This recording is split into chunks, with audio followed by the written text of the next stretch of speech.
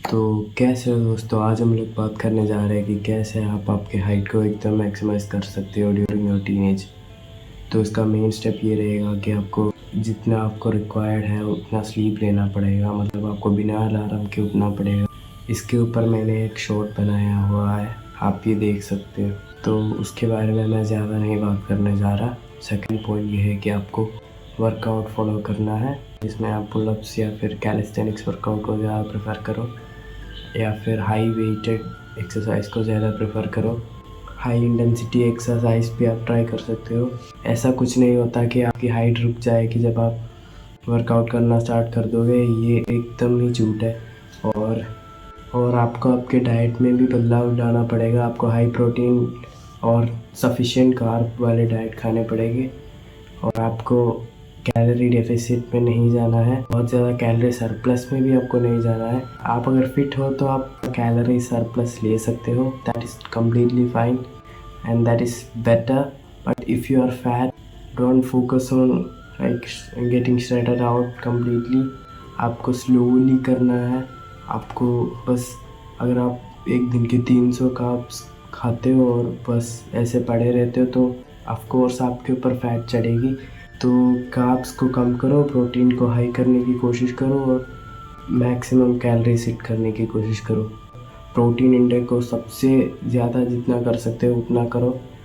That is the basic 3 steps जो कि आपको करना चाहिए अगर आपको हाइट बढ़ानी है। कोई चूरन वूरन कुछ भी नहीं काम करने वाला है। एंड अब बढ़ते हैं मेन टॉपिक के ऊपर, वो है कि आपको क्या कुछ नहीं करना चाहिए अगर आपको हाइट को मैक्सिमाइज़ करना है। तो द फर्स्ट पॉइंट इज़, आपको ये मिथ में विश्वास नहीं करना है कि आप अगर वर्कआउट करोगे तो आपकी हाइट रुक जाएगी, ऐसा कुछ भी नहीं होता है। दूसरा पॉइंट, और ये वीडियो का सबसे इम्पोर्टेंट पॉइंट, आप आपके विटामिन डी को चेक कर लो, क्योंकि मुझे 7th स्टैंडर्ड में विटामिन डी का डेफिशिएंसी था और मुझे एक डिसीज़ सा हो गया था। मतलब मेरे शोल्डर्स बहुत लूजन अप हो गए थे, मतलब जॉइंट से ऐसे ठक ठक करके आवाज़ें आते थे, ऐसे मैं पुशअप्स भी नहीं ले सकता था। फिर मैंने एक डॉक्टर को देखा तो उन्होंने बोला ब्लड टेस्ट करवाने को। तो मैंने जब किया तो मेरा vitamin D level was like 7 या 9 कुछ। पहले ऐसा होता था कि मैं 2 स्टेप चलूँ तो मेरे एंकल में दर्द हो जाते थे। तो अभी सब कुछ ठीक है। मेरा जो विटामिन डी लेवल्स है अब नॉर्मल है। 6 मंथ्स मैंने कुछ सप्लीमेंट्स खाए थे और अब मैं कुछ भी नहीं करता हूँ, बस धूप सेकता हूँ 20-30 मिनट्स डेली। तो चलो बढ़ते हैं अगली पॉइंट, जो कभी भी आपके कोर्टिसोल को हाई नहीं होने देना, मतलब keep your cortisol as low as possible. ऐसे चीज़ें करो जो आपको करने में मज़ा आता है, और क्योंकि अगर स्ट्रेस ज़्यादा बढ़ जाता है तो आपकी ग्रोथ स्पॉट जल्दी ख़त्म हो जाता है।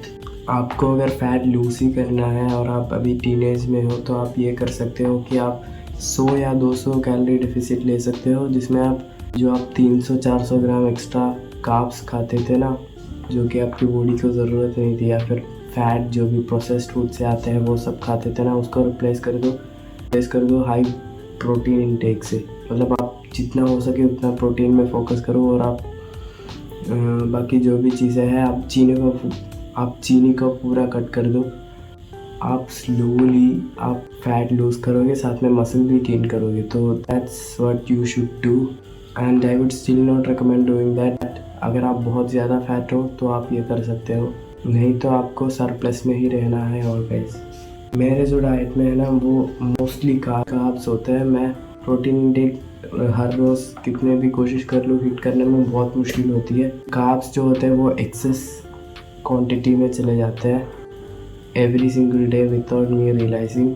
तो मेंटेनेंस कैलोरी से 100 या 200 कैलोरी मैं कम खाता हूँ, पर स्टिल मेरा प्रोटीन जो है वो हाई रहता है and carbs are still decent नहीं, मतलब करेक्ट लेवल पे है। आप भी आपका बॉडी वेट, हाइट और ये सब चैट जीपीटी या फिर कोई एआई को बता दो, और आपका भी मेंटेनेंस कैलोरीज को फाइंड करो, और फिर आपको अगर सरप्लस में रहना तो सरप्लस में रहो, और अगर आप एक्सेस कार्ब्स खाते हो तो उसको कम करके प्रोटीन को ज़्यादा कर दो। आपको ये गलत फहमी भी नहीं होना चाहिए कि आप दाल खा के मसल बना दोगे।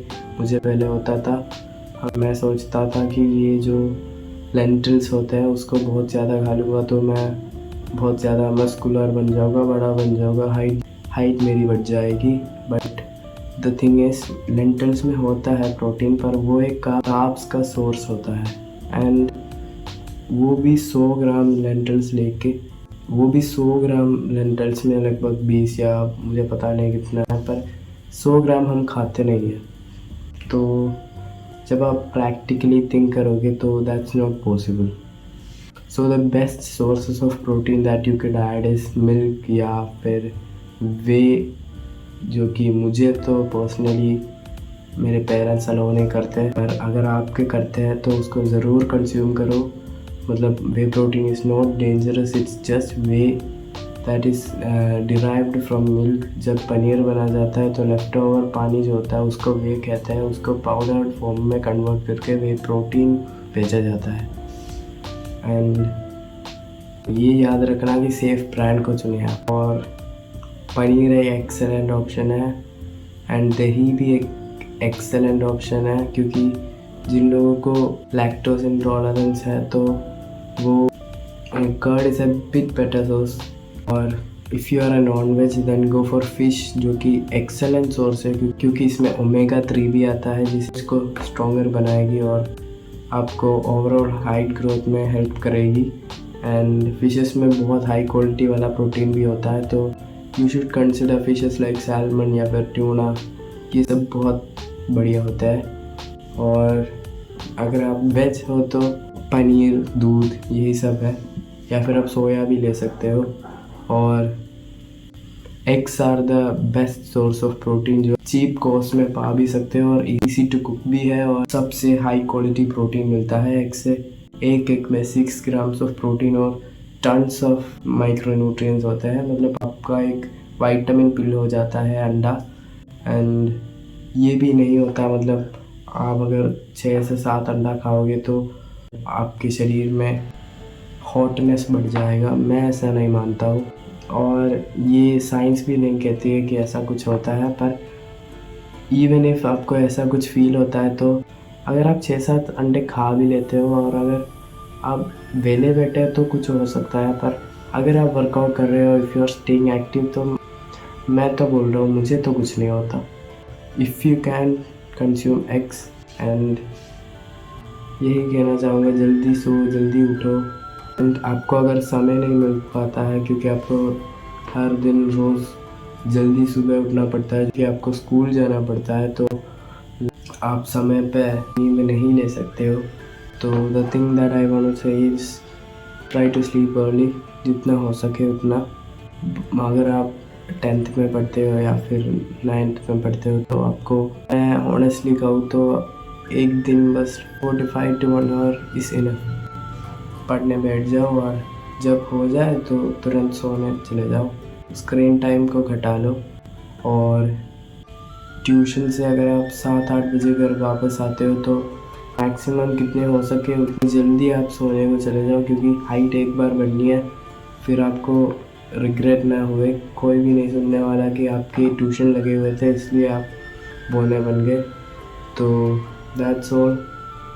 आई होप आपको ये वीडियो अच्छी लगी होगी। अच्छी लगी तो कुछ भी आप कर सकते हो। चलो आज के लिए इतना ही, कल मिलते हैं।